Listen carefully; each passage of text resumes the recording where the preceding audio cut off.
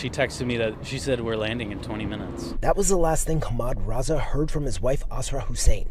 And by the time he arrived at Reagan National Airport, less than a half hour later, he realized something was very wrong. So I was waiting, and I started seeing a bunch of EMS vehicles speeding past me, like way too many than normal.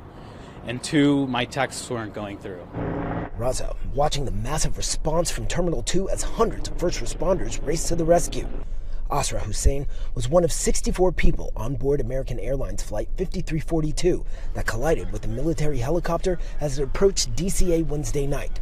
Raza says she was in Wichita for work and never made it home. It's just feels crazy that it happened to us, to be honest. I mean, it's like you see these things happen in the news, you see them happen in other countries, and then I show up to the airport and my wife's not responding, and I look on Twitter and I see that it's her flight. We caught up with him briefly before he went to the command center for grieving families. In the hours following the crash, he says he's been surrounded by loved ones who are all devastated by this tragic and unexpected loss. Kindest person I've ever met.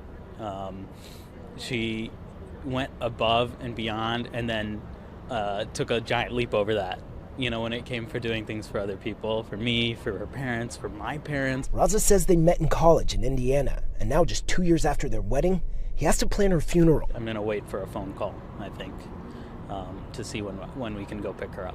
And while he waits for that call, what would you like people to understand or at least know as they try and support you? Life is short. Hug your loved ones. Tell them you love them. When they're getting on a flight, check up on them.